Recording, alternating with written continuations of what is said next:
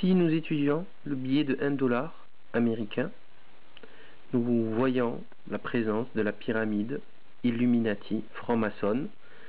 Et lorsque l'on connaît l'amour de la franc-maçonnerie pour le symbolisme de toutes sortes, on donne un peu plus d'importance à ces choses. Donc on remarque une pyramide avec sur la pierre fêtière l'œil d'Horus, le grand architecte de l'univers, l'œil de Satan qui voit tout, the all-seeing eye. Au-dessus, Anuit Cryptiste en 13 lettres. C'est l'annonce de l'arrivée de quelque chose. Et en dessous, ici, Novus Ordus Seclorum, le nouvel ordre des siècles, nouvel ordre mondial. Nous avons sur la pyramide 13 marches, 13 couches de pierre. 13 est le chiffre rebelle dans la gématrie biblique, le chiffre de la rébellion de Satan.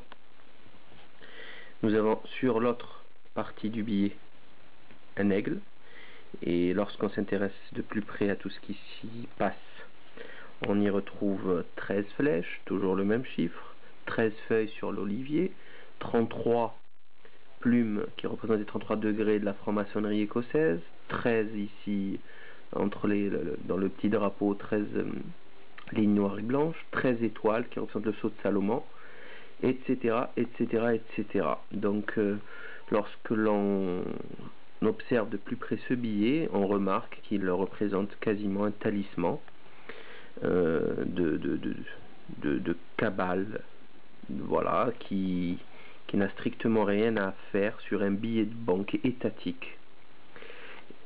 Chose plus curieuse, lorsqu'on prend les billets de 5 à 100 dollars, qu'on effectue ce pliage, on voit ici donc une tour bien dessinée. Lorsqu'on prend le billet de 10 dollars, nous voyons un début de fumée net. Si on augmente donc chronologiquement, plutôt quantitativement parlant, le 20 dollars, on se retrouve avec encore un peu plus de fumée qui descend. Le 50 dollars, l'écroulement des tours sur les côtés, on le voit très bien. Enfin, le 100 dollars, plus de bâtiments, il n'y a plus qu'une fumée qui monte du sol. Donc, est-ce que tout ceci est dû au hasard?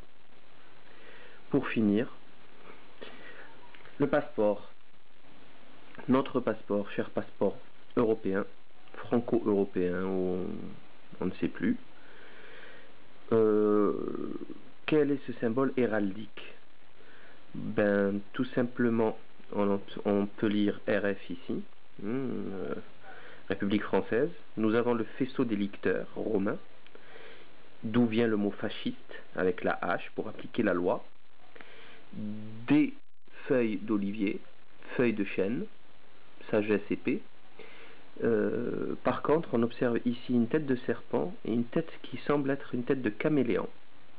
Donc j'aimerais comprendre qu'est-ce que fout ce symbole sur le passeport français qui ne représente absolument d'aucune manière la République française, qui ne peut être représentée que par le drapeau tricolore, le RF ou Liberté, Égalité, Fraternité. Que fait cette symbolique ici? Voilà. Donc plusieurs questions à se poser.